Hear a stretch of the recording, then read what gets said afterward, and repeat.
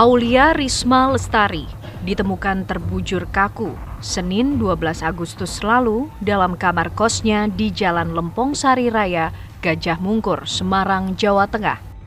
Ia adalah seorang dokter yang berdinas di Rumah Sakit Umum Daerah Kardinah, Tegal dan sedang menempuh program pendidikan dokter spesialis atau PPDS anestesi di Universitas Diponegoro. Aulia juga tercatat menjalani praktek kerja di Rumah Sakit Umum Pusat Dr. Karyadi Semarang. Polrestabes Semarang yang menangani kasus ini menduga korban bunuh diri dengan menyuntikkan obat anestesi ke dalam tubuhnya.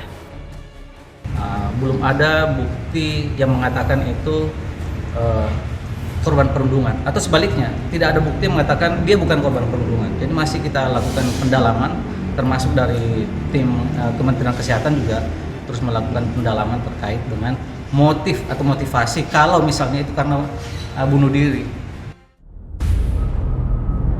Sementara itu pihak keluarga korban membantah jika korban meninggal dunia karena bunuh diri. Kuasa hukum menyatakan korban meninggal dunia secara alami karena riwayat penyakitnya. Bahwa bunuh diri itu salah besar karena almarhum mempunyai riwayat penyakit.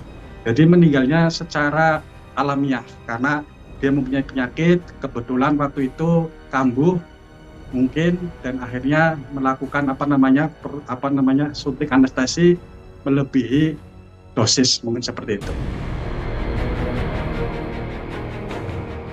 Muncul dugaan lainnya atas kasus meninggalnya Dr. Aulia yang dikabarkan tidak tahan dengan tekanan perundungan selama menempuh pendidikan dokter spesialis anestesi, beban kerja tinggi, dan penyakit yang dideritanya. Karena memang histori Risma itu kan 2 kali operasi dengan saraf kejepit. Dia menjalani dinas itu lebih dari 24 jam. Dan dia tetap ngangkat kasur, ngangkat pasien yang dengan berat gitu loh. Dia cerita semua sama saya. Dia suruh ngangkat minum tanpa minta tidak boleh dibantu siapapun.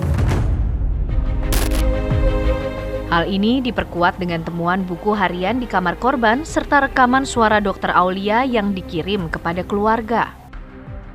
Seakan menjadi saksi bagaimana beratnya menjadi mahasiswa kedokteran dan kerap berurusan dengan para seniornya. Enggak, Pak. Enggak ada yang ngomong, Pak. Enggak, Pak. Aku tuh, Pak, tiap pulang itu badanku, Pak, sakit semua, Pak. Kakiku tuh kapalan. Tiap aku bangun tidur tuh, Pak, badannya sakit semua, Pak. Punggungnya sakit, Pak. Bangun harus pelan-pelan. Kalau nggak pelan-pelan nggak bisa bangun. Aku aja tadi mau minum tuh susah. Di bank salon minumnya pada habis kan. Terus aku akhirnya minta tolong CS. Aku kasih uang 50.000. Aku minta nitip minum buat dia beliin minum, karena kan aku nggak boleh ke minimarket, nggak boleh ke kantin sama sekali toh. Terus kembaliannya tak kasihin dia, Pak. Gue dikasih 30.000 aja dia seneng banget loh.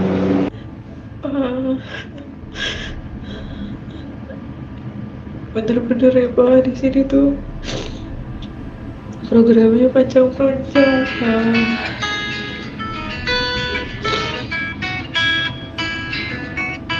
Takut aja temennya aku yang di UNS itu gak 24 jam, Pak.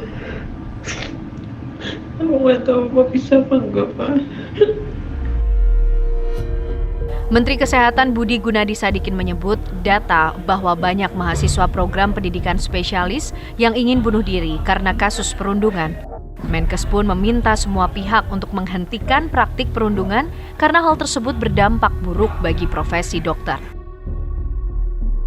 Kita juga pernah kan melakukan screening mental terhadap para PPDS ini, dan banyak kan memang yang ingin bunuh diri. Jadi ini sudah fenomena yang besar yang terjadi.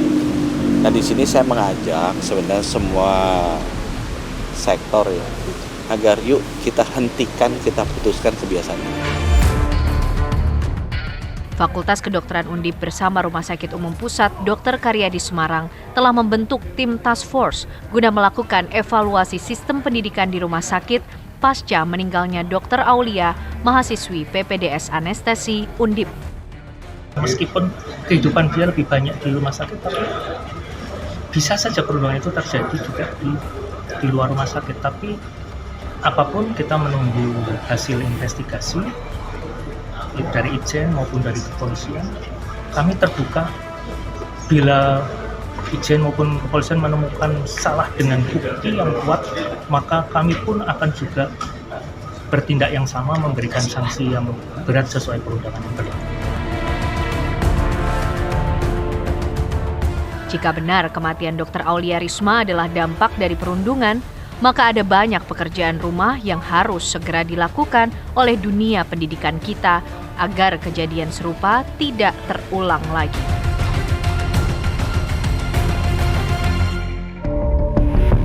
Aku nggak sampai sejauh itu, maksudnya meskipun dia hidup nanti trauma karena gitu kan, seenggaknya dia masih hidup gitu loh.